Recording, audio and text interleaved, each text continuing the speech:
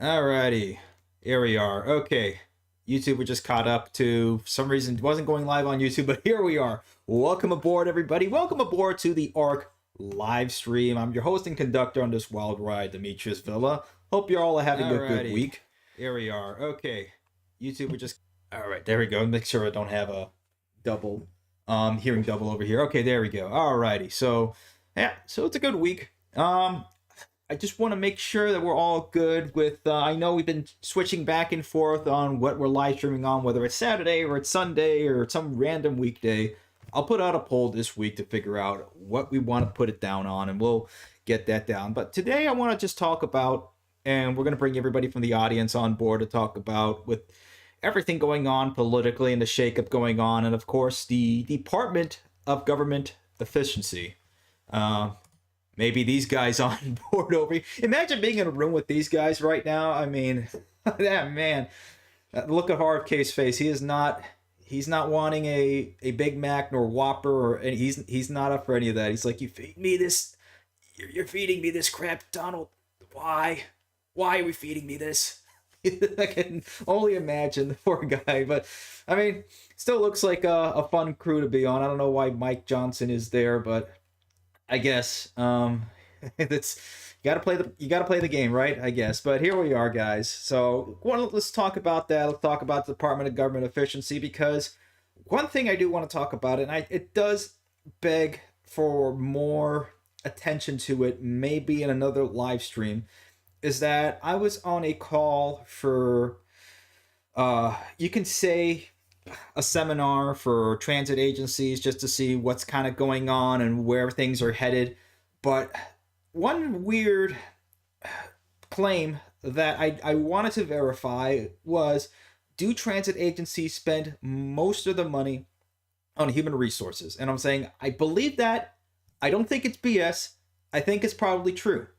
And then earlier this week, Chicago CTA put out a 2025 operating budget, and I wanted to see, okay, is it true? And they're increasing the budget because now they're getting back to pre-coof levels of ridership, which is something that we've been needing here in this country. That finally we're getting back to normalcy, somewhat, or whatever the new normal here, whatever it's going to be. But I just wanted to make sure: is it true that public operating transit agencies within the United States spend the majority of their money not on the actual transit itself, not on the equipment, not on the fuel, not on the any sort of expenses to improve on their operations or anything like that, but are they actually spending it on human resources? Not only is it true, but it's way worse than that. So I just scrolled down here to Chicago, of course, service line due to track condition, service disruption in Chicago. I mean, it's Chicago. I don't know if you guys have ever been in Chicago CTA. It looks like it's been there for 100 years and it hasn't been touched. It's what we got in this country. It's what it is. But I don't even touch the YouTube video. And already you can see over here that the vast majority, if not 70% of the operating expenses for the budget for 2025 is going to be put into labor. Now, that doesn't tell you what sort of labor it is or what's going on. I would say half of that is probably labor. That should be it, because if we look at how the government is operating now, that's about more or less the same thing, just not in general, in total. Not transit, but the government in total is all into human resources, HR, or whatever sort of things they can just slide into there and put it as, yeah, it's labor. Why? Why are labor costs so high in this country? Why do we have so many people that aren't really putting their job is not directly tied to the actual operation? Now they're saying it's for operation and this and that, but it's not, and that's why Musk came up with the Department of Government Efficiency, aka DOGE, and that may be something that be needed, and it really is something that we need to talk about. So that's what we want to talk about today, and some other things that have come up on here. Of course, I got X on here. going through it and just having a fun time with it, at least just to see how things work on here. But it's going to be funny to see how things work here. But funny enough, there was this one guy, and I don't know why he deleted his post. Hated the transit guy, and he deleted his post, which I was sad because I was going to have it here on the club because it was funny. It was Biden's. We have 2 more months to make this happen, and it was a whole Midwest high speed rail plan. And one of the funniest replies was this: "It's not happening, man. It's not happening." And I put a reply. It's like, Biden's been in there for. I just put timeline 1971 when Biden started into politics, all the way to 2024, and just the progress timeline, all the way almost done, with a George Costanza gif of just staring into contemplative nothingness. It's like, come on, really? The guy's been in politics for forever. Look, thank you Amtrak Joe for the money, but it's time to go. It's time to go. Sorry Hayden. He's not making it happen. Some other stuff that make you say that makes sense, but that's not happening, man. That's not happening. And I don't know who's going to be Department of Transportation Secretary. I don't have any good feeling of who it's going to be, and there's really nobody good that I would say would be great for for Department of Transportation Secretary, except for maybe William Lind. He would probably be the best guy. I doubt it. He was the director for the American Conservative, and then it became American Conservative Center for Public Transportation, and then the American Conservative Magazine. But I don't know. I just want somebody who's going to be Department of Transportation Secretary who's going to listen. But anyway, let's go ahead and bring people on board. I'm done talking. I've made my piece. I will bring up some other stuff also that I thought was interesting that I thought about this week, particularly about funding transit, high-speed rail around the country, because this was an interesting thing that I remember about Texas Central Railway, but we'll talk about it if somebody brings it up. But anyway, let's bring on David, then we'll bring on Minor Tree and then everybody else. So, hello everybody. Hope you're all doing well on YouTube land. I'll put in the link here. Hey man, how's it going? Getting over an ear infection in both ears. Oh man, that sucks. I know, dude. And it's only 5 days before me and the wife wedding anniversary too. Oh man, is it bad, or how bad is it? Are you just taking antibiotics to get it off, or what's going on? Can I bionic to get it off? Okay, well, I mean, at least that's something, man. I mean, I hope it gets out of your system as soon as possible, because yeah, that sucks. Speaking of that, I do got an article for you on something very interesting that I find very dumb, and it about Caltrans selling their commuter cars off to a South American country. Okay, that's hilarious. Let's see, what do we got over here? All right, here we are. It's on X. Let's go ahead and put that on. Yeah, guys, if you can find more X articles, that would be great. I can't believe we're calling this X instead of Twitter now, but it's what it is. Okay. Estados Unidos. Okay, so the United States is donating 20 trains to Peru. Two floor trains. Oh man. Okay, that's interesting. Hey, they got to get rid of him somehow. I think it's dumb because we could be using it on other commuter rail system, or like to help build commuter rail systems. I mean, hey, at least they can get that off as a tax write-off, right? So there we go. For those of you who are just listening and not watching, I have a beer here that's called Write Off from Taxman Brewery here. So I just needed to throw that joke in. More beer puns and more beer jokes for me. But anyway, because we let her sell up stuff that could be vital for new commuter rail systems or commuter systems that need more. We screw a lot up. Am I right? Yeah, no, and I do agree that we should be using what we have, but if there's a way that we can be able to build what we have here, maybe we can build some more. Because I mean, Caltrains has updated their most of their fleet now. They're electrifying it, so that's probably why they're getting rid of the older stuff. But I mean, could they have donated it to something else here in the United States? Probably not, because they're going to use the funding whenever any sort of transit agency gets funding to go ahead and build a new line or to get new equipment.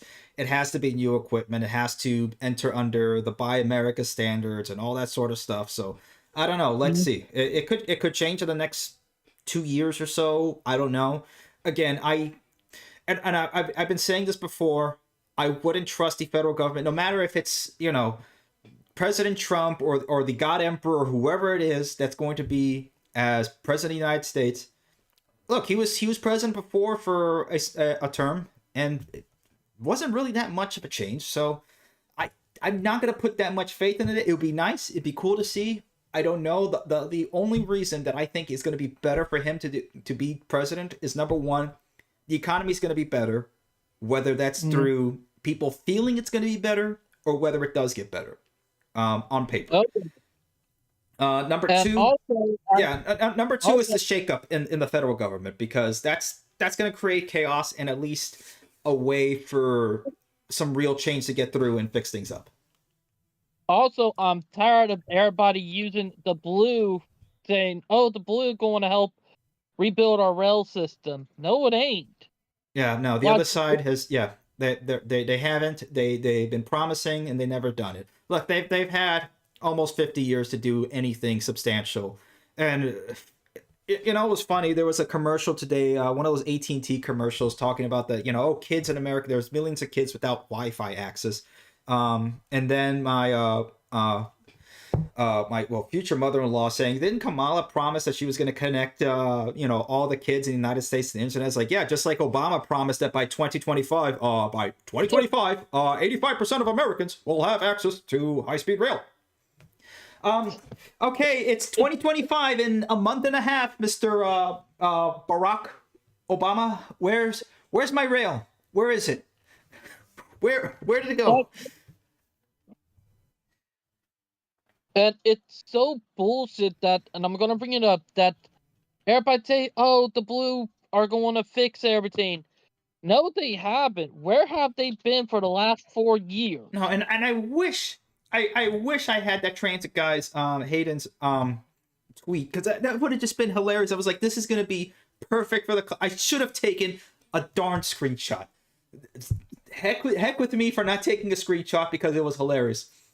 It's like, stop having blind faith in either one or the other political party, because even and this is why I like Bill Lind, not just for his other political views, but he's absolutely right. And what Paul Waywork said before, which is why I quoted it in one of the videos, past videos, probably, I don't know, years ago at this rate, is that there is no really a free market over here. So anybody posting on the other side that, oh, it's a free market, and it's the only reason why people are taking cars and airlines is because that's what's won in the free market. No, it hasn't. That's an artificial market that was created by the United States itself to go ahead and destroy railroads in the country, and that's why we don't have it. It works everywhere else. I mean, Europe has much more of a free market when it comes to railroads. You have multiple companies competing on the same lines in Spain and in Italy. I mean, that's ridiculous. It's really silly, and this is why we have to take away transit. It does not belong to either one of the other parties. Okay, it doesn't belong to Team Blue, and it's not going to belong to Team Red. For anybody thinking that, no, I'm not. I've never been Team Red. I've been way more right wing than Team Red has ever been. So no, it doesn't belong to either of them. It belongs to this country. It belongs to its people. It belongs to all of us, not any party. Mm-hmm. And the fact that they always try to make transit political, it's disgusting. Yeah, it just alienates the other half of the population when everybody agrees. We saw this the last election. You had upwards of 87% of all the transit ordinances or anything that was on the ballot passed by everybody. And look, if you actually look at when we saw Ohio, that they passed a whole lot of funding. Most of that funding for transit went to red counties. Red counties approved it, so it's not one way or the other. It belongs to everybody. People want better transit in this country, whether it's better roads, or access to rail or just better public private transit in general. That's all we need. We need to get back to our roots. Speaking of this was an actual good post over here, if I can find this, from Peter Norton on X. There we go. The traffic problem was solved, and they were talking about this. This is almost 100 years ago, 1927, Wichita Falls, Texas, Sunday. There we go. The Wichita Falls Traction Company. I think I need to drink more beer because my tongue's a little heavy today. One streetcar seats 56 passengers, and it's equal to 28 automobiles. So they were talking about this before. This is what we had before. Oh yeah, the car company, they did not like it, you know? The fact that the car company feels threatened by it just speaks volumes, you know? Yeah, and it's like, look, we had this before. We can build it better than it ever was before. But anyway, Marty Flower says, love that Obama impression. Yeah, I had to get very acquainted with Obama back in middle school because my teacher gave random everybody, they had to do a biography on every candidate, and this was still back in the primaries, and Obama was like at the bottom of my list. Like, I hate this guy, I don't want to do a thing, and she gave me Obama on purpose just to say, you know what, you should get to know him more. And I had to read his book, I had to do everything, Dreams of My Father and all that sort of stuff. So I got really acquainted with Obama and very much of how he thinks and everything else. Believe me, I don't know how people fell for him, but it's just what it is. But anyway, Minor Tree, let's bring him on board. Oh yeah. Man. Let's bring... Now, see here. It's not that the mass transit is bad, you see. Now look, folks. We gotta build if 85% of America's America's economy can be put together through high-speed rail. You can keep your doctor, and I don't know. I didn't do anything. Anyway. Yeah. Anyway, are you sure that you can't go on Archive or Wayback Machine to find that post? A, it's too old. B, I don't think anybody saved it, but it would have been so freaking hilarious. And this is why, don't delete your posts, man. Don't delete your posts. I wanted to see it. God dang it, Hayden. Come on. I mean, other than the fact that I keep getting my posts deleted for just pointing out obvious truths. But hey, truths are against policy guidelines, apparently. I know, but hey, look, it's like, people on the other side who are on our side of transit, it's like a broken clock. They're half, they're right, 2 times a day or at least. But I mean, look at this, with the Pentagon failing its 7th audit in a row. I mean, the last time they failed really miserably, we had it came after September 10th. Let's put it that way, when they were missing $1 trillion. Yeah, I mean, there's ways of getting audits to work flawlessly. Step 1: pass a law that states no government agency or system will get another dollar until they can pass not only their audits, but all previous audits up to that day. Yeah. There's got to be some sort of... Because if there's no form of accountability, they're never going to be held to account. Yeah, and I'm talking from a perspective that I'm in charge of the audits in my company. So I know for sure, and I would say we've gotten it. My department's gotten it up to about 98% accuracy. That we've gotten 98% of all inventory accounted for. If I were to fail at the level of the Pentagon, I'd be out the door, and not just out the door. I'd probably be out one door and into a jail cell. That's just ridiculous. No, they wouldn't take you out the door. No, they wouldn't do that. They would open the window and throw you out. Yeah, I mean, but this is just terrible, and this is what, to Elon Musk's point. There is so much corruption and waste in the government. We've known this for years. I mean, all of us who have been involved in politics. I mean, I myself have been very involved in the politics at Miami-Dade County and being a lobbyist assistant and just seeing the way things happen. Yeah, there's tremendous, absolute, awful waste in there, and it's not going to take one guy being in charge to really change anything. It needs to be a roots down to the system reform. That's what we need. Yeah, and unfortunately, when you look into it, a lot of the bloat of different companies and even the government itself is just bad policies that have been implemented ever since the 50s and 60s. Yeah. And they just compounded on one another. Yeah, it's a managerial government that has bloated since the FDR administration.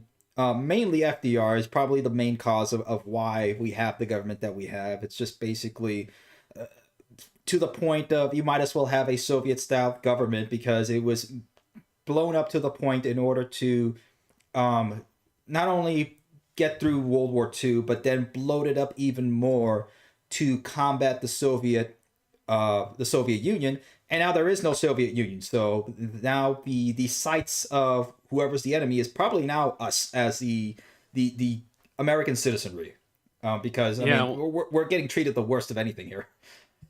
Yeah, one of the main topics I keep bringing up year after year after year, a lot of times in the different chats here, is back in the 1960s, different laws were passed, mainly in the medical sector, which since then, for every single physician a hospital would hire, they would hire 7 administrators just to deal with the amount of paperwork, because otherwise a doctor would see you and then would need to spend the next 5 hours just doing all the paperwork just for your visits. Exactly. And they could not do that. But if you were to change that, congratulations. You would put, at worst, 6 administrators out on the street because you don't need that many. Yeah. So it's like, boom, you just removed better part of 70% of the administration, which that gets a lot of bloat away. Yeah. It's like, oh, you can either lower your cost per client or customer, or you can just take that money and put it into savings, which a lot of companies would put that into savings. Yeah, which is at least until other companies decide, you know what, let's put the savings to the customer. Yeah, which is what we're seeing in these budgets, where they're spending it on. It is mainly on labor, which they don't even go into more of the details of what that labor entails. I mean, for all we know, it's just a whole bunch of stuff that doesn't really. UPI right there. Yeah, and I deal with. Yeah, and I deal with people's finances all the time, and it's like, hey, if you don't put money away or have a company pension, you're not going to be able to retire. But for the most part, when people get money in, they want to spend it and not save. And then one day they wake up and they're like, oh no, I'm 62, I'm 63, but I have not put any money away for retirement. It's a little too late at that point. I mean, it's... Yeah, and then they're like, oh, Social Security will save you. It's like, it's barely enough to live off of. No. Much less pay your rent, much less let you travel or do anything. And it's like, all right, you have to prepare now. And then one day you can either choose to retire or you can go into volunteer work. I don't care which. That's up to you. But if you don't prepare now, when that day comes, don't come crying to me. Yeah.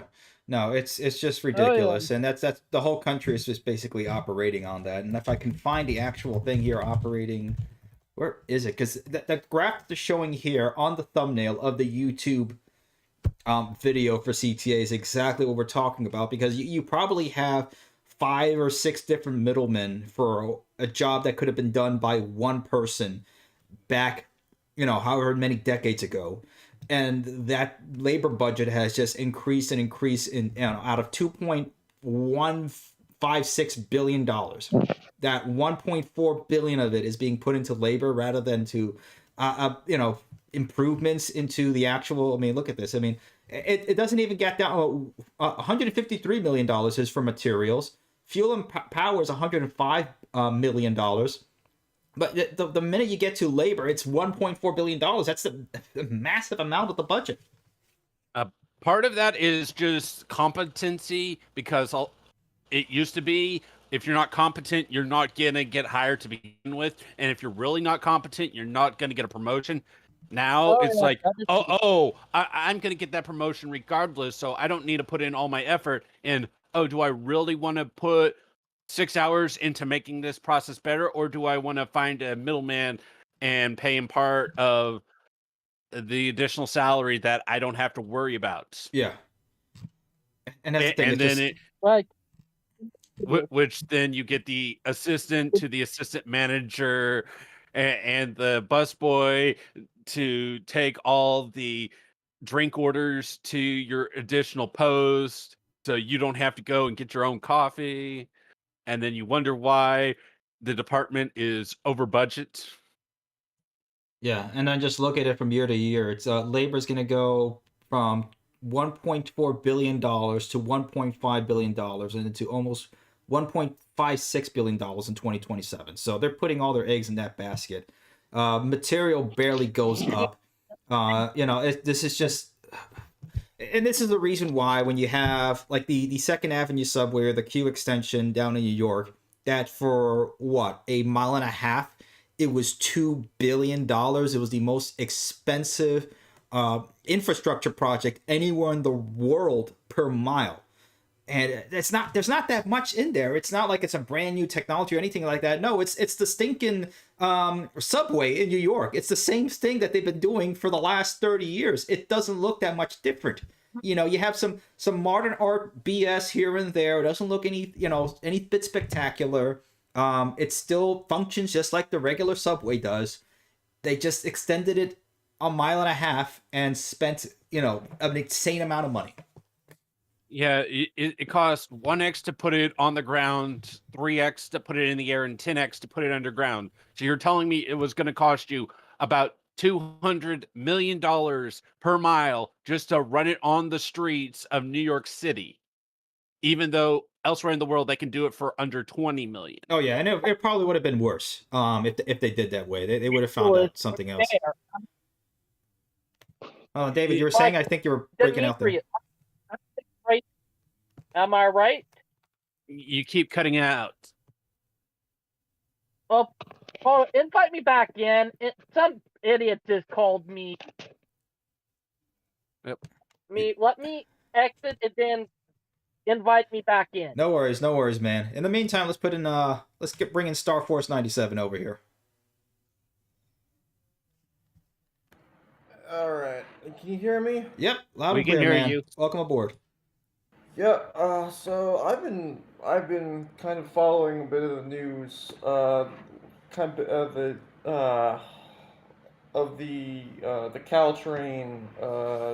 Caltrain train sets. And honestly, I would say that I honestly feel like getting delivering those to somewhere else other than obviously some of the other commuter rail systems that have pretty much the same kind of cars and engines, honestly feels refreshing, especially considering that Lima has one of the worst traffic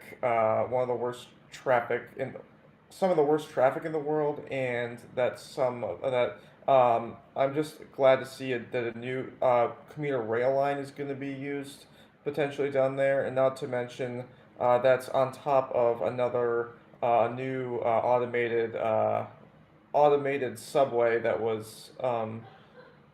line that was introduced, not opened not too long ago. So obviously, like this, obviously isn't just a obviously that's not just for the U. Doesn't just benefit the U.S., but it's going to benefit other cities around the world that desperately need these modes of transportation, especially considering Lima is one of the most populated among the planet, and especially one of the most in all the Americas. True. Like, good saying, but we could be using that for other commuter rail systems in the U.S. or like for startuppers, you know? Yeah. Yeah. Oh, once you look into it, the systems can run for 25, 30 years before they need to be retrofitted, before they can be used again. And depending on how well they are treated during their lifetime, tells you how many times they can be mostly retrofitted. For the most part, those units were made back in what, the 70s or 80s? So they're right at the time 80s. they needed to be retrofitted to begin with, and most systems that use retrofitted lines are either heritage lines that you don't care how they look, or B, secondary lines that you are either just adding to the amount of demand that are on those lines, but they're mainly never put back on the main lines themselves. So at Yeah. best you'd be saying, hey, North Dakota, here's some trains that we've been using over in California for the last 40 years. It's better than nothing, but they're not the best thing we got. Versus, hey, Peru, we've got some old train units out we can give you so you don't have to spend the additional money to get the best of the best. So you can put that into getting additional demand, and then we can say, all right, since you don't have this anymore, now you can get the brand new stuff to replace it with, I want to bring up. which is part of their reasoning. I do want to bring up one example. Once I heard that all the elect the Stadler trains were going to replace the um, pre-existing Caltrain ones that are now basically their service in the Bay Area is done. I was almost certain they would go to either Metro or another or any of the other commuter rail systems that utilize the same train sets, because obviously in the case of Metra, I don't think we really would be getting would be willing to get any more cars delivered, especially considering that they've been planning on upgrading their equipment and putting modernizing their fleet by actually getting new train sets and putting those in. Because obviously, like the gallery cars, those have been around since, well, besides those, but the gallery cars that we've had across the U.S. have been around since going back to the days of Chicago Northwestern, when they were obviously a popular option as gallery cars, where obviously it would make it easier for conductors to come around and take everyone's tickets. But obviously, in the terms of convenience, it would really be more efficient to have two full decks instead of the upper deck being split apart by a wall there. Obviously, I've had those issues with Metro, like especially if I'm taking like heavy luggage, or especially considering that when it comes to outlets, to have them, because I know like with Metra, pretty much any gallery car that has outlets is only on the first floor, and there's none on the second floor. Yeah, that So would be honestly, I it. feel like the gallery cars I feel like the gallery cars will only be around, will probably be limited in their long term needs. Yeah, that sounds like an upgrade that those systems need, which for the most part, that would require what, the better part of a day or two per vehicle to retrofit. That's right. So, in Not terms of cost, it's not that much, but to right. take a good working system out of circulation to make those upgrades might negatively affect it. So, the best time to do that would be during a regular maintenance period, which those come around once every few weeks, depending on the car in question. Mm-hmm. That's So, right. so they just have to find the money and then find the political willpower to say, all right, let's do this. Begin the retrofitting in like 6 to 12 months. but that's assuming they wanted to start tomorrow. Yeah, I doubt that they would want to go ahead and do any of that at this point. It's just like, yeah, let's just give it away. We'll write it off and we'll go ahead and use whatever budget for next year to just buy some more. Or they've already have with the electrified Caltrans that they have. So I mean, they're just trying to get rid of and push out older inventory and just say, hey, let's just use what we have that's new. I mean, that this happens a lot of times. I mean, even what was it that last year that we talked about? Was it the UK sending their HSTs over to Mexico or something like that? Yep, Mexico and Nigeria. Yeah, something like that. So yeah, this is something that everybody does this at some point or another. They have something that's 40, 30 years old, or even even older than that, that's already gone past their service life, and they just say, hey, it still works, but we don't want to be liable for it. That's the other thing, is that their insurance and liability will probably not cover any old trains that are past a certain age. It's like, yeah, no, we're not going to be doing that. Same thing with school buses, because they keep getting sent over to the Philippines and they get turned into really weird pieces of rolling art that are still useful as buses. I think I've seen some of those. I mean, it's pretty crazy. I mean, or some of the buses that people have made over here. There was one. Yeah, there was like one video that like some guy made of like a bus that basically like could survive like in a nuclear apocalypse. It's pretty cool. Yeah, it's amazing what you can do with those old vehicles that are still in good working order. Oh yeah, and some of them with like the older Cummins diesel engines. Those will go on forever. Forget the newer ones, because those are complete garbage. But the older Cummins diesels, I mean, they'll just keep going and going for like a million miles if you keep going them. But just to the engines themselves, whether old or new, work the same. It's just the newer ones, well, since 1996, have had to put in a computer system, and those computer systems reliability have been questionable at best. Yeah, we're talking about DEF adding into there. We're talking about, and also EPA regulations that have just crept up year after year after year, where they have to go ahead and make all these changes in the computer, or lie, like Cummins did 2 years ago. They got caught. Volkswagen did a few years and Volkswagen back. did too. It's like, look, diesel is very, very efficient. It's not meant to be super clean. It's like you can only get diesel so clean to a certain extent that at that point it's like you have to add on DEF and all this other stuff, and you're not really doing anything. You're not making a big massive change. You can make a bigger change if you were to take away, I don't know how many different trucks off the road and move that over to rail, if we can beef up our freight railroads or something like that. But anyway, to change topic over here, speaking of transportation and a brighter federal view of it, there has been movement in who's going to be Department of Transportation Secretary. That it seems that Garrett Graves, according to Poly Market Traders, who's just rated last week for predicting the election, has 54%. Now, I'm vaguely familiar with Garrett Graves. I think I remember him being part of the BP oil spill when he was in Louisiana. But Yeah. I'm vaguely familiar with either Garrett Graves or Sam Graves. These are not really big picks that I would have said that would really change. They're really more, it's like, okay, these are guys that have been heads of administration in different departments of transportation, boards, or committees of transportation, but I don't see really any sort of big visionaries out of either of the two. That's my view of them.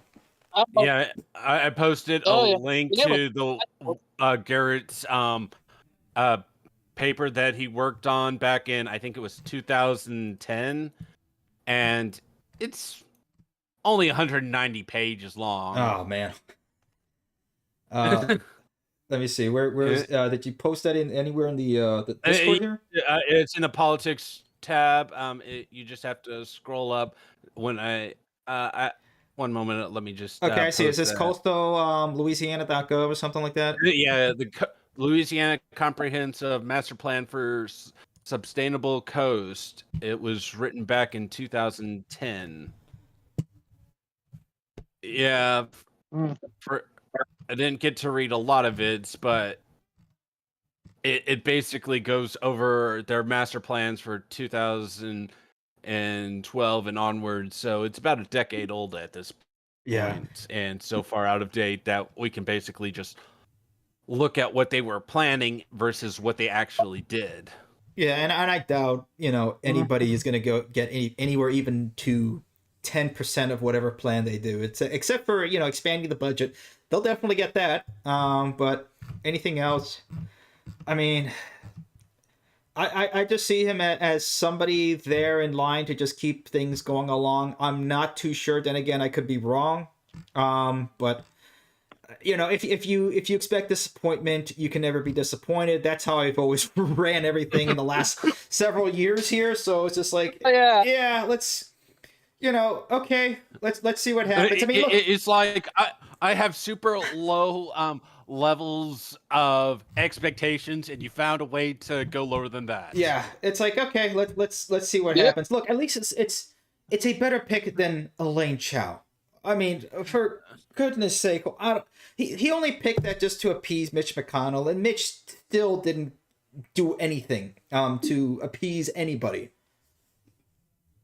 My expectations were so low, it was considered a tripping hazard in hell, and you still managed to fall below them. I mean, yeah, but I mean, let's see what this guy can do. I mean, look, he's picking a lot of people. Like probably the weirdest pick that he picked was Pete Hegseth for the defense secretary. I mean, okay, I guess you're picking a guy who's in the National Guard and is a major an 04 in the Army. It's like, I know several people my age who are majors and are serving right now. I don't really understand that, but okay. I mean, I would have said maybe Colonel Douglas McGregor, but I doubt that would have been a pick that would have even been allowed by any of his funders. But anyway, just go and pick a random sergeant in the Army for defense secretary, and they'll have a better idea of what's going on the day-to-day than any average officer. Oh yeah, no, and I guarantee that you're gonna find people who are smarter than your average 4-star that are probably enlisted or who are E4 or something like that. Yeah, I guarantee that, because a lot of these 4-star generals, I mean, there's what? I mean, I was listening to Ron Paul talking to Douglas McGregor about this. There's like 40-something 4-stars, where back in World War II, there used to be in the single digits. They were like 7 or something like that. I'm probably way off there, but we've bloated the top brass in the military, just like most of the other governments, organizations that we have. I mean, we have 438 federal government agencies. Lord knows if anybody knows what any of them actually all do and could name what all of them do. But yeah, that's the problem is, okay, let's... Right. Yeah. There's over 120 different welfare departments in all aspects of government. That's insane. All doing a lot of the same thing of what each others do. Yeah, I got to look up more about Garrett Graves, if he looks like... I mean, heck, it could be like, nobody was expecting Pete Hegseth was going to be the if he even gets, which he probably will. I mean, all these guys were probably... The one who's probably going to get the most grilling is probably going to be Matt Gaetz. But that's about it. I mean, all these guys are probably going to get into their positions. I don't see too much pushback. Speaking of that, we got them good news. I got 3 articles in the chat right now that are very good. All right, let's check them out. One of them is talking about New Jersey Transit, and the other one to talk about the commuter rail plan for Florida, from Miami to Aventura. All right, let's talk about New Jersey Transit, because everybody's gonna say that I'm super biased for Brightline. So I'm gonna do something that's not Brightline first, and then we'll go to Brightline. Anyway, New Jersey Transit approves $1.5 billion contract for new Hudson Bergen Line light rail operator. Oh, there we go. I know exactly what Bergen Line is. Or Bergen Light Rail. Sorry. Yeah, Bergen County still have family that's up over there. The contract was awarded to Puerto Rico-based ACI Herzog JV, and is for operation of the light rail system and maintenance of the light rail vehicles, infrastructure, and the right-of-way. The agreement also includes 2 5-year options for extension. New Jersey Transit reaffirms its focus on maintaining the highest standards of service. Okay, New Jersey and high standards. Okay, anyway, HBLR customers have come to expect while supporting the continued growth of Hudson County. No, this is that's good. At least it keeps them running.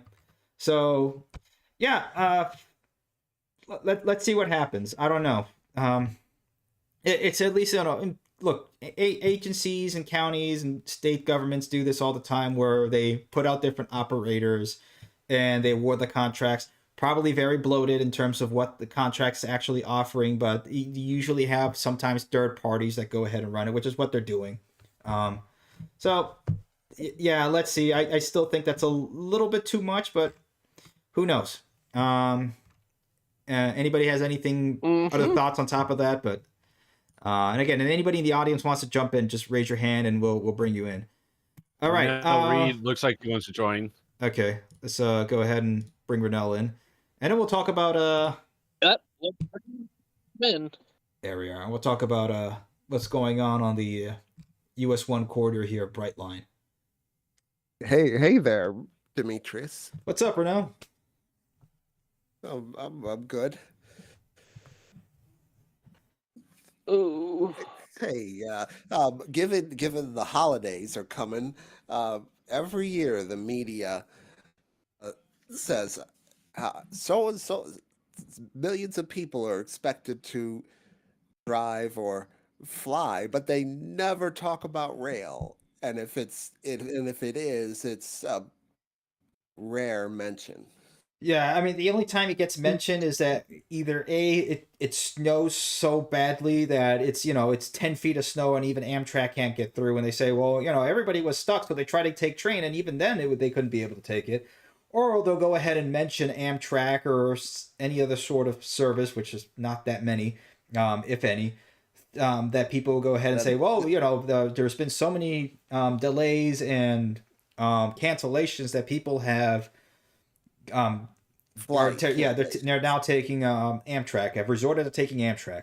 That's the only time we hear about it, and it's really because we don't have too much of a market share. I mean, in terms of share of who's taking flights versus driving versus rail is probably somewhere still in the single digits. Most people are still taking 85 to 95%. They're taking either they're flying or they're driving, and that's just why it's like that in the United States.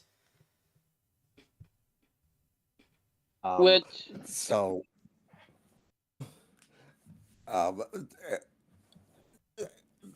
think a lot of people are expected to use Brightline for the upcoming holiday season. Yeah, most likely to go back and forth between Orlando and Miami, or just to go around even just in South Florida, because I've done that before. I'll just take a day trip from Miami and just go up to West Palm Beach and then take it back down. That's a nice way to go, and you don't have to spend any time busting around with the traffic. But talking about this here, speaking of Brightline and the other service, so we've been talking about the Coastal Link for years, but it seems like, according to this article, Miami to Aventura train service pushed to 2032.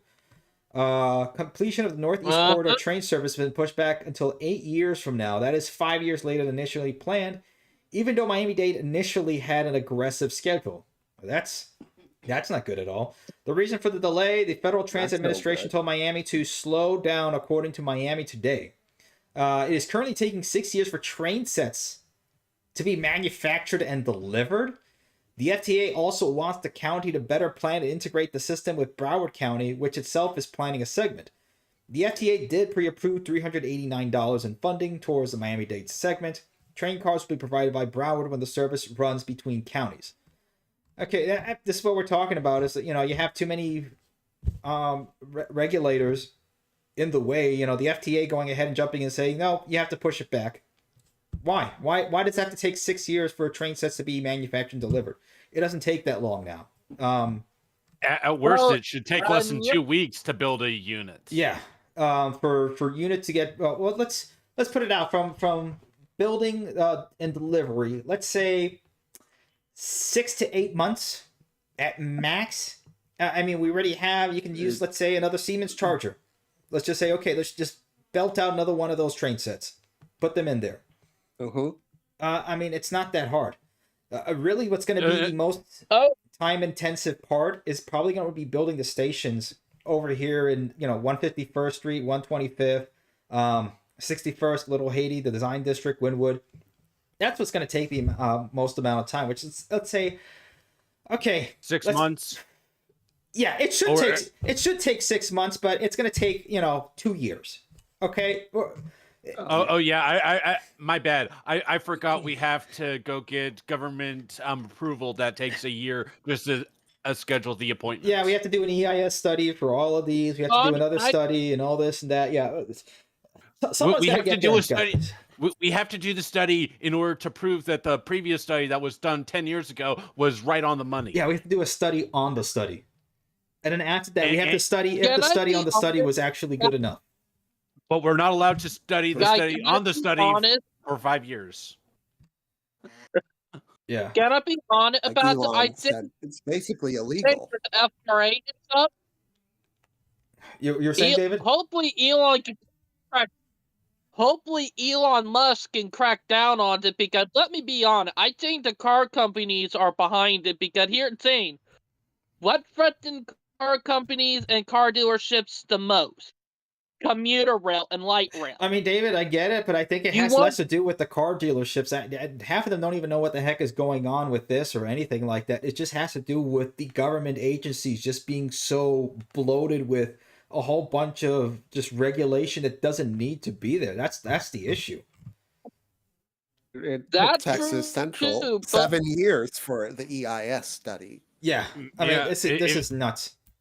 You could probably get rid of 70 to 80% of the regulations and laws currently on the books, and that would solve 90% of the issues currently plaguing the system. You get rid of the different bloats, that lowers the cost.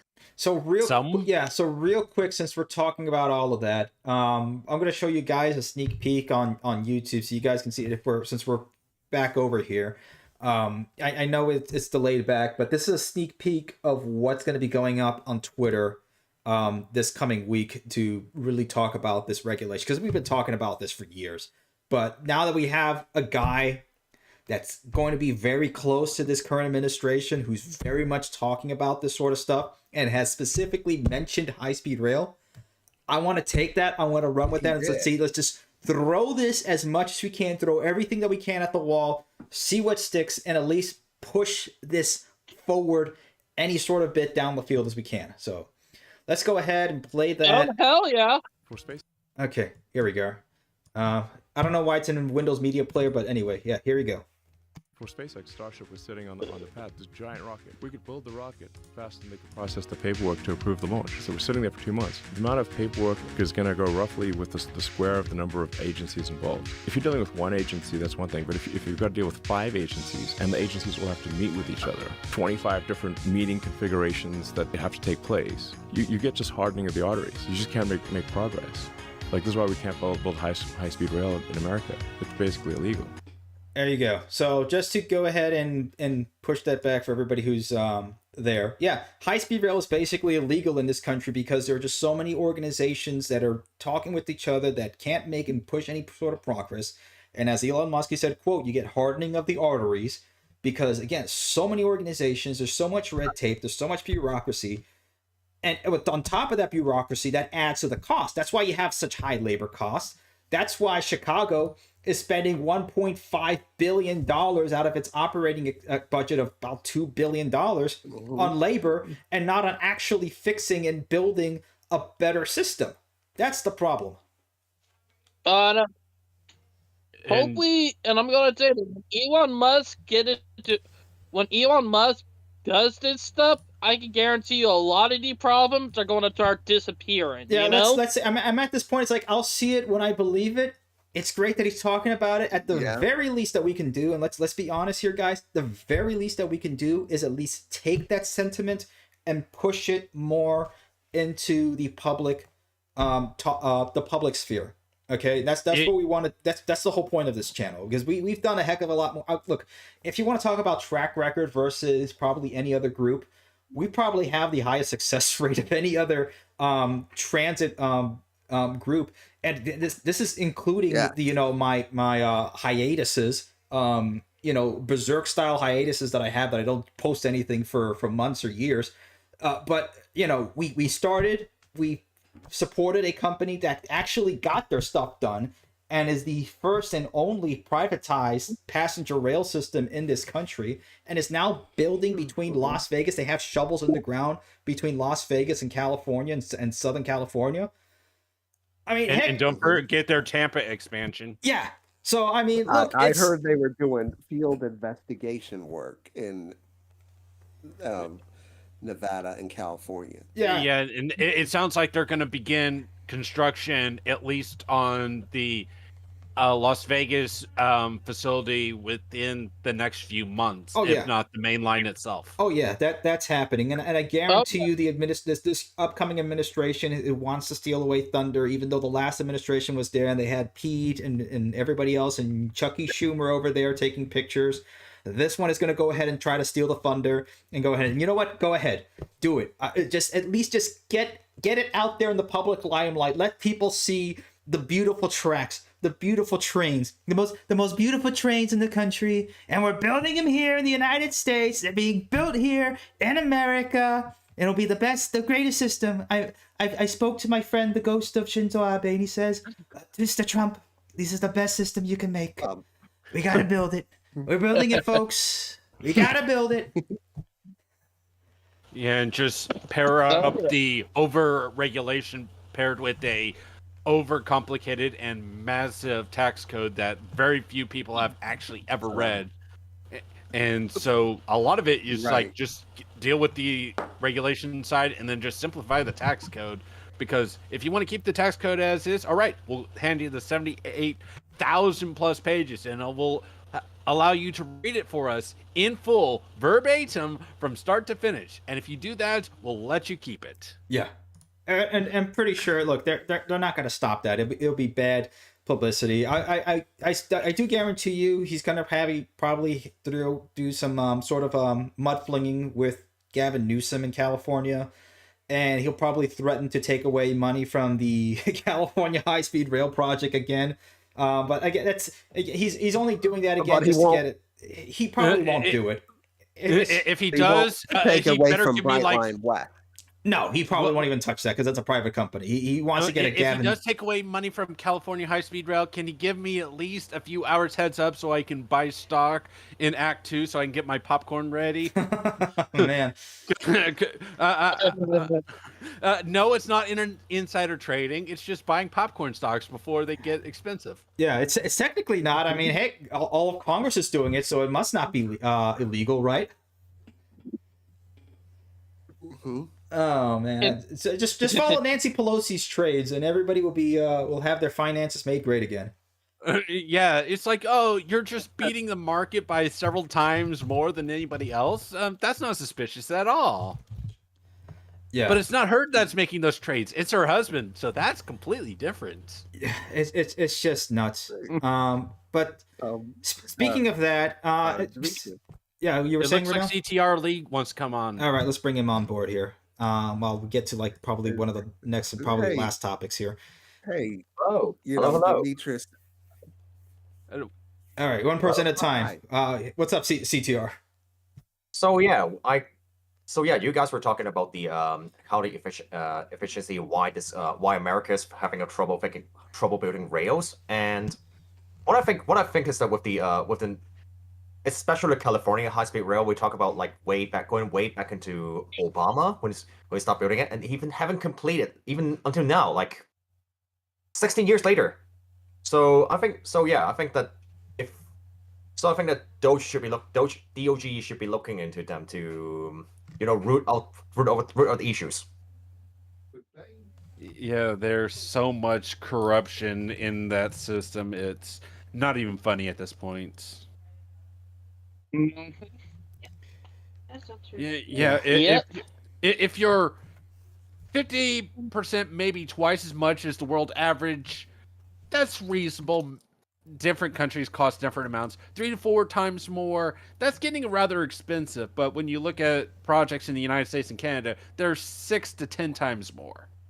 That's suspicious. Mm-hmm. Like I said, Yeah.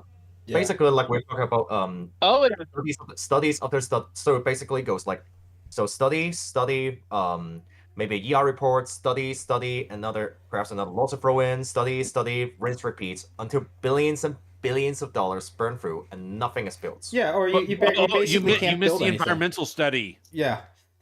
Either that, and it has to get you have to get local approval, then state approval, or also county approval, and then you have to get federal approval. All the different agencies. So you have to work at all those levels, from the local level all the way up to federal level. You get all the approvals from all their sister agencies up in those levels, and then maybe 10 years later you can build something, or you probably either go and you can't be able to build anything despite having the money available, and then you get nowhere. And I was mulling about this last week and just thinking about this, particularly about Texas Central Railway, because back then they actually got an agreement to do from the Bank of Japan back in I believe 2018, a $300 million loan. Yeah. Now the crazy thing about that loan was that at that time the Bank of Japan had a negative interest rate. What does that mean? A $300 million loan in 10 years, you would have to own maybe 290 million, not 300, but 290 million. Again, if they stick to the conditions of the loan, which was they had to use the Japanese technology and whatever else that the Japanese Central Railway Company wanted to do for there. And then they said, okay, Bank of Japan, we'll go ahead and approve this loan. It was basically going to be a 0% interest loan. Where do you get a 0% interest loan anywhere? Okay, because it's certainly not going to be from an American bank. But here you go. You had a foreign bank that was willing to go ahead and more or less help to bankroll a U.S. project that would have been extremely successful had it not been for all these government agencies getting in. And this is what we're talking about, different ways that we can be able to fund this, whether funding is available or not through public means. But, I mean, this was available. And it's I don't know if it's still even up, because the interest rate is not like that anymore. I believe it's what, maybe a 1% or 0.25% basis point interest rate from the Bank of Japan. But I mean, this would have been crazy if we actually had this going. And the worst part about all of it is if we based its numbers off of other systems around the world, it would need at most 50% of the seats full just to break even. If that. Yeah. Oh, So there was no way it was going to fail. Yeah. I mean, it's just, this is the problem. We just have to say, look, you have to have, a couple of good people that are in charge when it comes to approving these projects. If you have way too many people or too many organizations or government agencies that you have to go ahead and get approval from, it's not going to go anywhere. And this is why you need... Or if it does, it's going to take so long that it's never going to break even. Yeah. Even if everything is done or right. it's going to end up like California high-speed rail, which is forever in construction hell, because it's... There you go. It's just high-speed concrete. It's gone nowhere. Concrete. uh-huh. Let's not forget that the oil companies are trying to stop this too, Yeah, and that's what we saw. That's what we saw in Texas. Yeah, from what I'm mostly finding out is it's more mixed than pure against the rail in Texas, at least on the oil side. But still, you have to realize they're still having oil-fired power plants. So it's still going to power the system regardless. It's just they're going to lose out.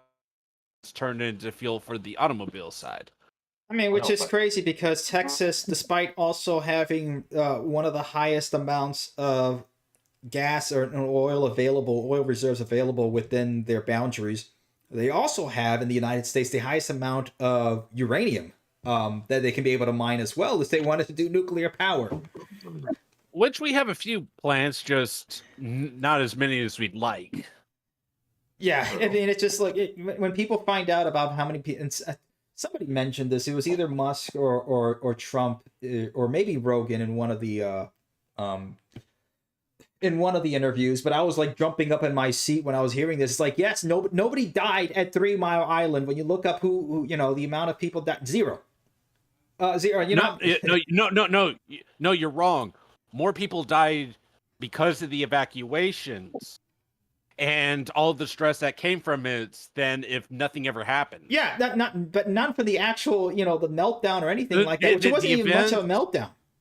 Well, the event, at worst, it was so few drops of radioactive water got out, it wouldn't even fill a cup. Yeah, it was just a hysteria. And what's annoys me to no end is they kept up the reactors, all the other reactors, they just kept them going, and then they were able to repair the damages and get that other reactor, which partially melted down, back up and running just months later, and it kept running for years and nobody said a word. Yeah, no, it's but just no, nuts. we have to freak out because a movie about anti-nuclear power came out months earlier and it was still in theaters at the time the reactor issue happened.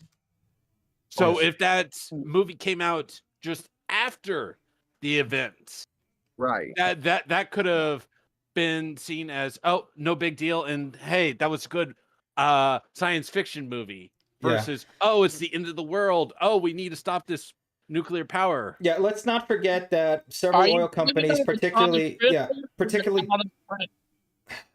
I'm sorry, you were saying, David? May I add something? Yeah, go ahead, Renee. Are you atomic twister or atomic train? Okay, wait. The movie. Can I follow up? All right. The nuclear. All right, guys. Okay, Renell was saying. Go ahead, Renell. I do want to say, for roads, highways, or airports, those approvals can go through much faster, and it doesn't take like 10 years to do it. Yeah, it's still long for those. I mean, it'll take maybe 2 or 3 years to get any sort of final approvals, but then you have to add on the terms of, how long it's take to construct them, and that's what takes the longest time to get any of that done. So yeah, I mean, we could be approving things regardless of what's mode of transportation is.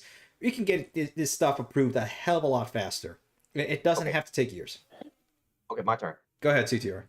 Okay, so what was I saying? Is that so on the topic of nuclear power, I think we all know and agree that the Chernobyl and Fukushima happened because of human negligence. Yeah. They had a report out that the diesel power units at Fukushima was too low for the possibility of different tsunamis, and it was recommended that they be elevated, and they never took any action for over a decade. And when it happened, everyone's like, oh no, it's a big deal. It's like they knew about the risk and they did nothing with the risk for a decade. Yeah, there's a major difference between over-regulation and then no terms of regulation. We're not asking for no regulation because then you get what happened at Fukushima, or just a lapse in human error, human judgment, or human negligence, as we were saying, and nothing being done in that. That's the thing. You have to have a balance. You have to have some sort of regulation, but not to the extent that nothing can get done, and no regulation, or just turning a blind eye to whatever regulation is put in place, that you have catastrophic accidents like what happened at Fukushima. Mm-hmm. Yeah, when it comes to nuclear power, they're like, oh, the radioactive waste is so terrible.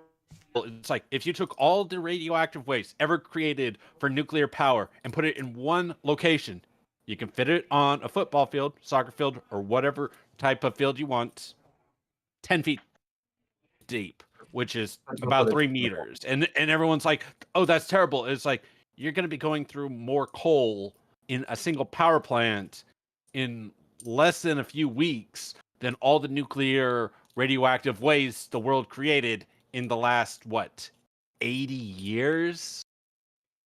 Yeah, I mean, And- not only that, it's like, look, even if you were to go to Chernobyl right now, you're going to be exposed to more new radiation on the plane ride over there than actually walking around in ground zero of Chernobyl.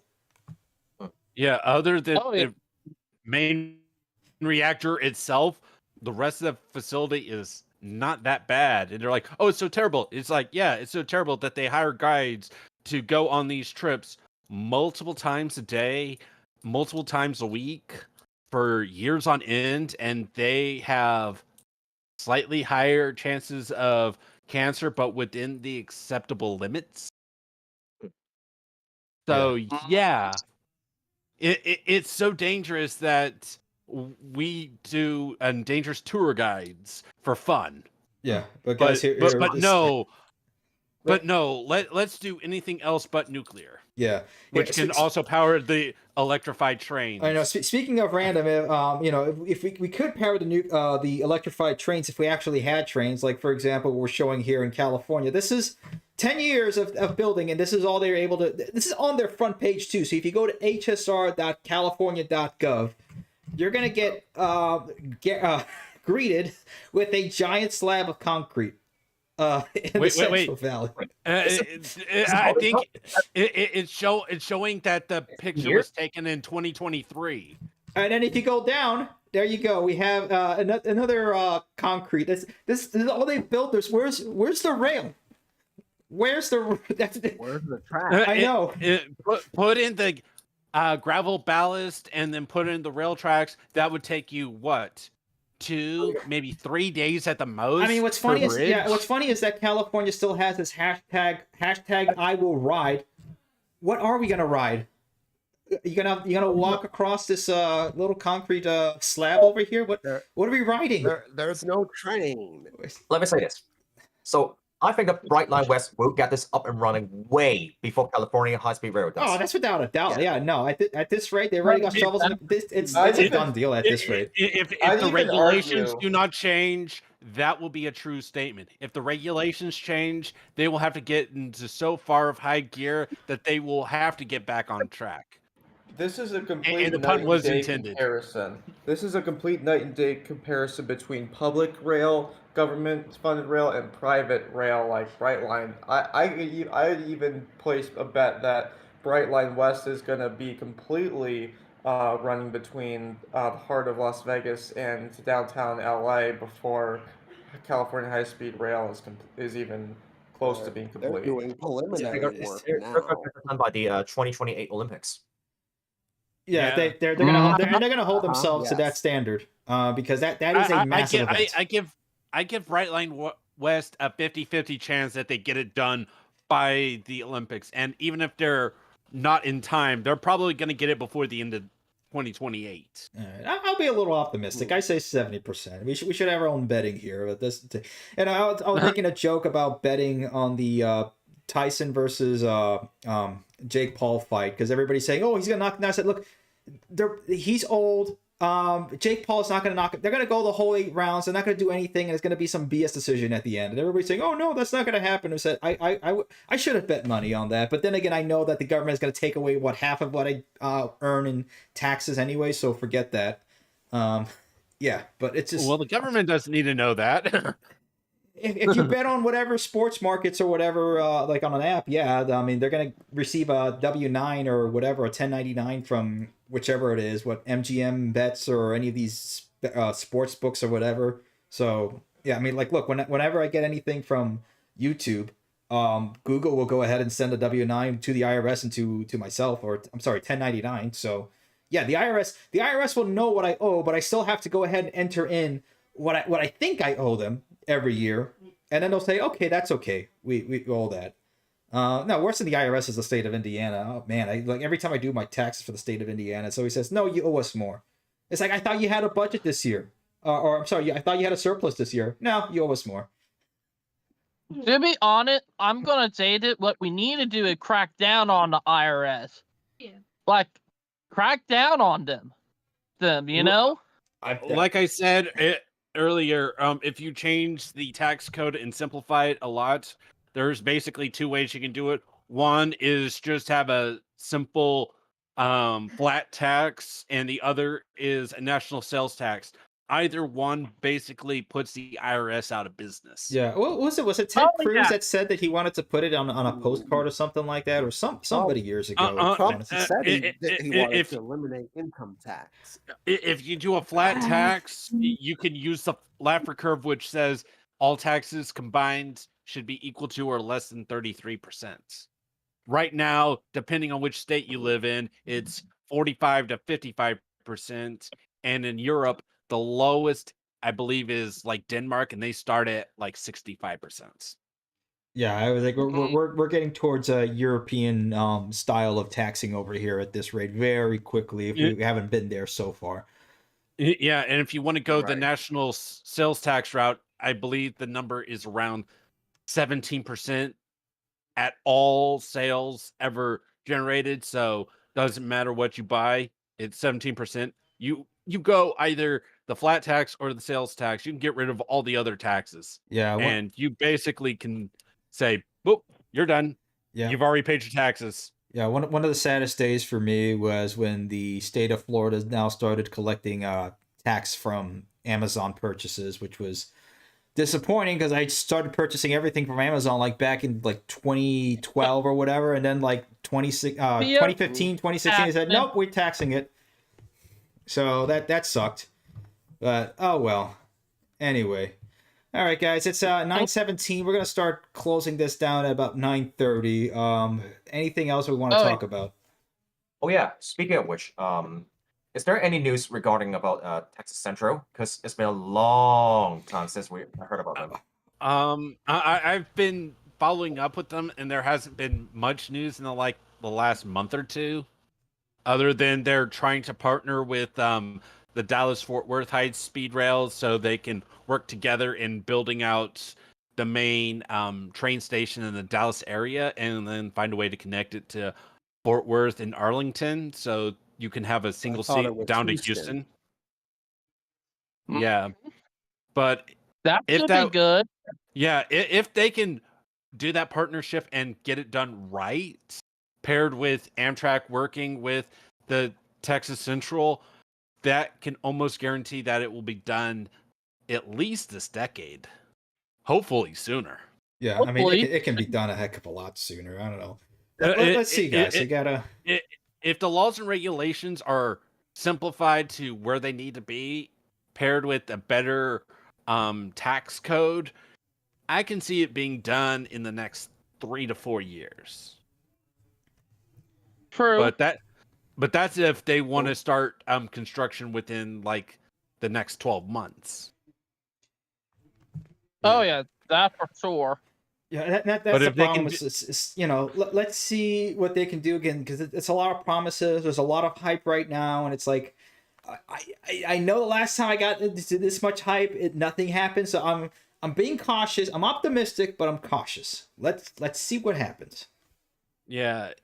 Hopefully they can get that to work out and then do the expansion over to Austin and eventually down to San Antonio, and that basically gets the entire Texas Triangle connected. Yeah, that And would be crazy.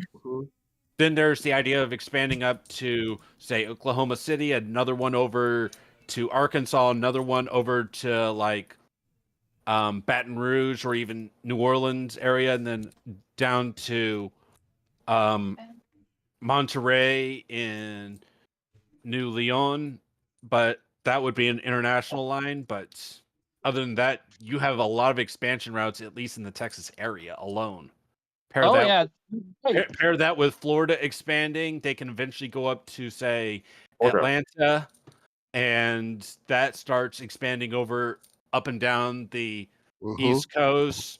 California eventually getting its crap together and actually starting to build at an acceptable rate of multiple miles a day and not multiple days per mile. And then eventually the Cascade line up to Vancouver, which is another international line, but they can work that out between them.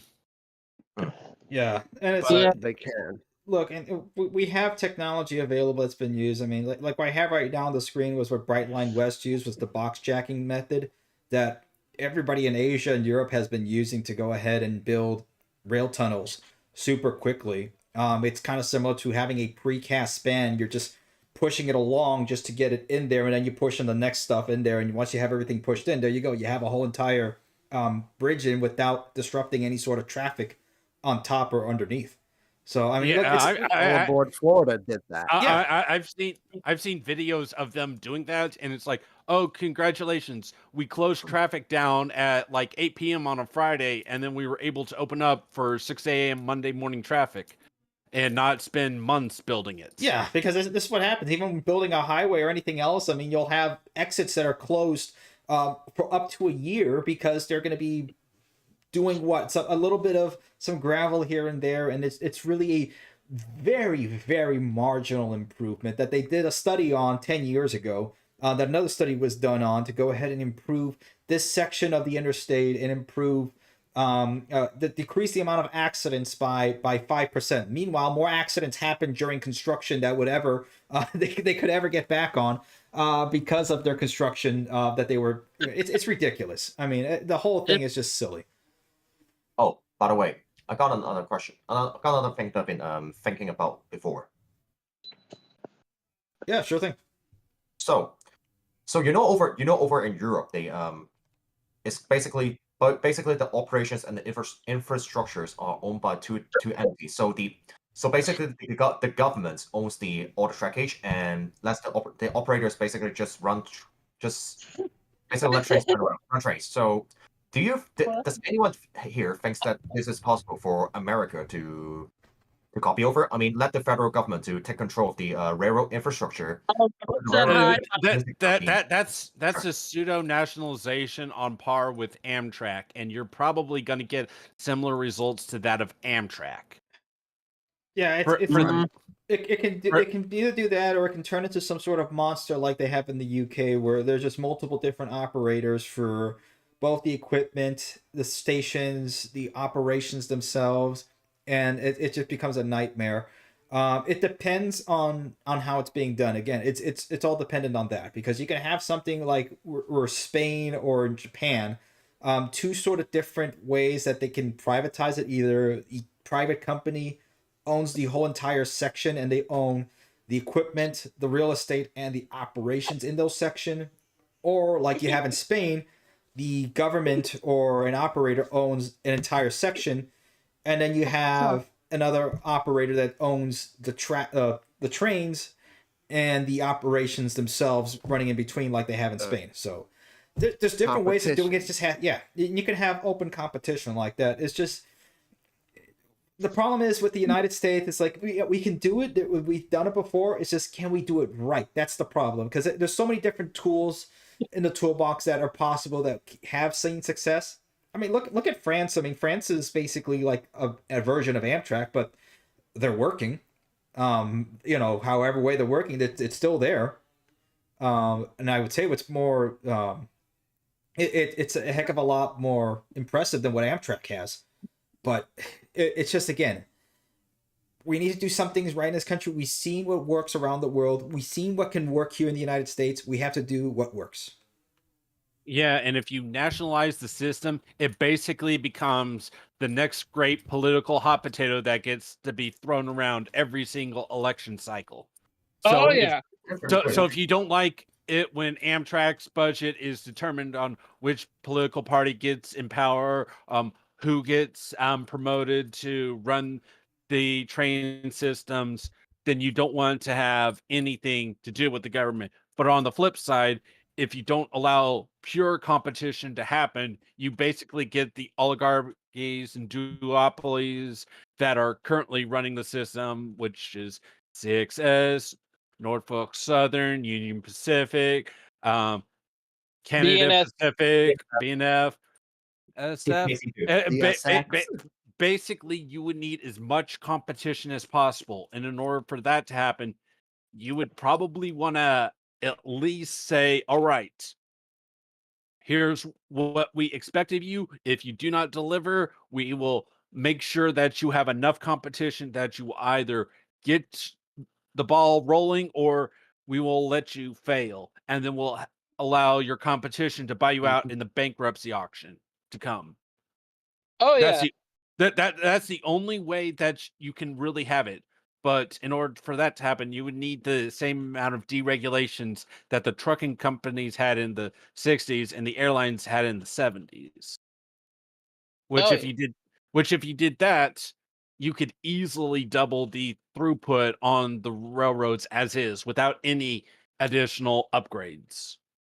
But if you that is double tracked it, you electrified it, and did all the upgrades necessary that we know of right now, you can 4 Mhm. to 10 times the amount of freight system through it, and we're considered one of the best freight rails in the world. So what happens when it really goes high? Not including, all right, we What bring back about a passenger rails to what they used to be, plus high speed what rail. about a passenger rail deregulation act? What the heck? You do Wait, wait, the wait. deregulation on the passenger rail side. You'd see at least a dozen new passenger rail companies starting every single month. Oh yeah, Probably per right. state. Yeah, that would be a startup that people would want to join. Enough of the another app or another SaaS software or it's the Uber of this. No, let's actually build something that's real, that's tangible, that people can touch, that actually has a real weight and worth to everybody's everyday life. That would be cool. It's like, all right, do you want to put your money in the stock market towards this startup company that is going to build this app up for your phone that you're never going to use, Vertical or do you want to put integration. your money toward, or do you want to put your money towards this startup company which is buying a few used electrified trains from Europe to be used to go between let's just pick some cities, New Orleans all the way up to, let's say, Columbia. Memphis, Tennessee, along the Mississippi. Or I'm pretty sure DC people to would New want to York? ride the rails up the Mississippi and view the amazing things while taking in the culture and eating the food of the place all the way up and back. Oh yeah, you got that right on the money. Yeah. That was like the one time where the Hoosier state was run here in Indiana by a private corporation. It actually ran better than when Amtrak was running it. People actually enjoyed it. It was on time a heck of a lot more than Amtrak was. And they used used passenger trains and some old school cars and just brought those in. They had full on service. They had dining service. They had Wi-Fi that actually worked, unlike on Amtrak. And this was back maybe Yep. 2014, 2015 or so. And it ran for a good bit until Amtrak was able to take back the service once they had funding. So, I mean, look, it's possible. It has been done in this country, so it's not like it can't happen. Oh yeah, Dimitri, you're right about that. That hopefully we can start seeing a lot of small commuter rail systems popping up. Heck, that. Oh, by the way, Val said hi. By the way, I'll say hi back. I have something to Hi, say. Val.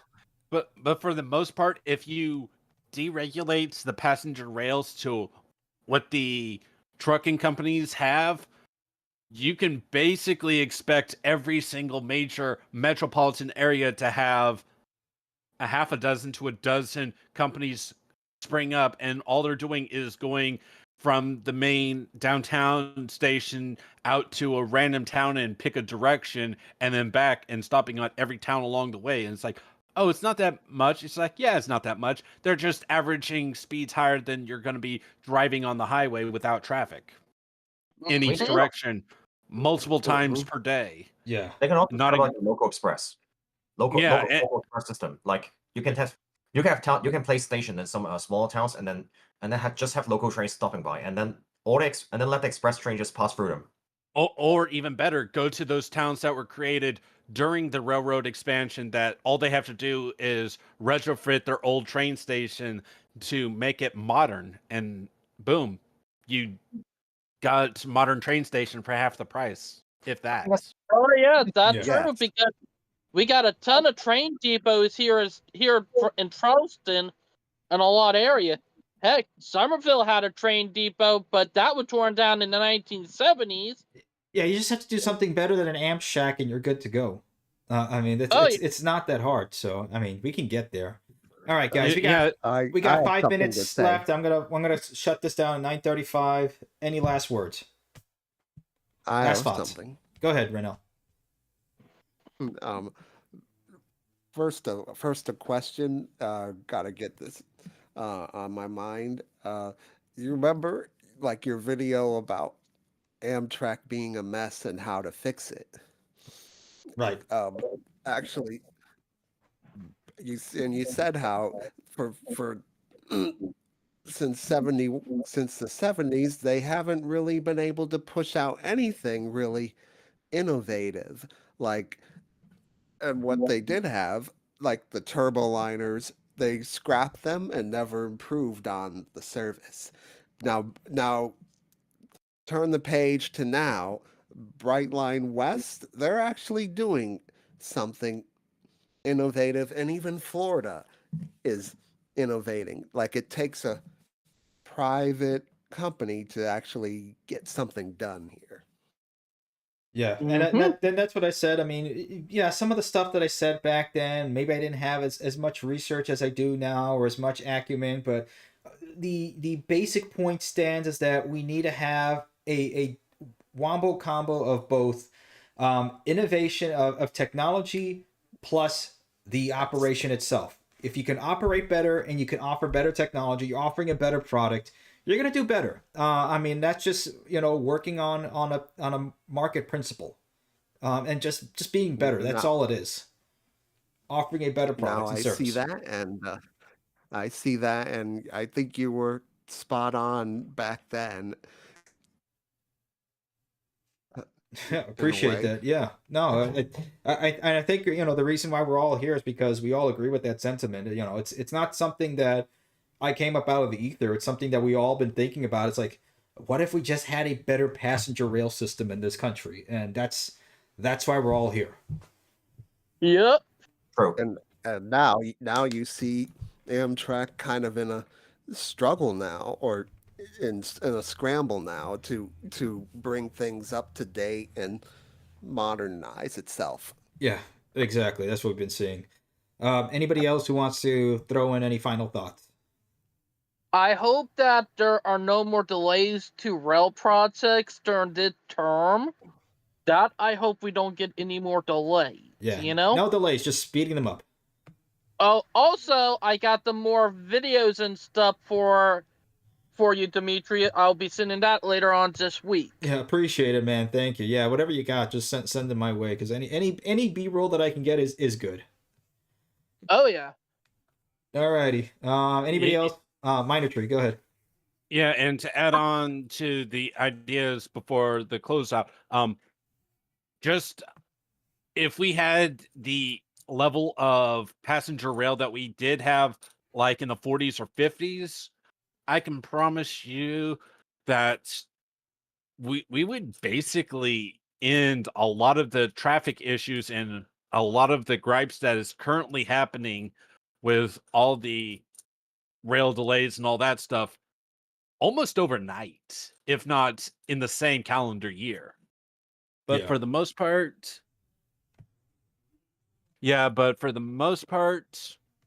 uh, I can see that done right, we can basically have a lot of what we're asking for within the end of this decade if we really wanted it, if not sooner. Oh yeah, it's Mhm. possible. We've seen it happen. I mean, we saw China and what they were able to build. We can do the same thing if we really wanted to put our mind to it. Yeah. For the high speed rail, that's still at minimum a decade, possibly two, to get that Yeah. all done. But that's assuming we don't say, you know what, screw it. Let's just build all the system out all at once. Nobody's stopping us, and if you are stopping us, just sit over here in my office. We'll come to get you in 3 to 5 business days. Yeah. Hmm. We're talking about different cities, to have either at least passable, if not exceptional, transit, rail transit within their own confines. That's something that we can be able to do. Like Chicago, I mean, if we can be able to put that up to like Japan levels of transit if we really wanted to. If we can put 10 years of actual good thought and funding into that. Or like New York City. Yeah, I mean, same thing. Like New York City, the same thing. Yeah, that's also on my to-do list. Once I finish the Brightline video, I'll put it up again. It's gonna be put up to vote again. The only time we'll believe in democracy here to get it vote in is to figure out, okay, what's gonna be the next video, and we'll go from there. But anyway, guys, alrighty, folks, it's 9:36. I think we got everything in. And we have a good night. Alrighty, everybody. Good night. Have a good night. Thank you all. Adios. Exactly. Thank you all for joining. See you all next time. Right. Godspeed. Adios. Take care. Peace, Bye. Brown. Yeah. Ooh, that was good.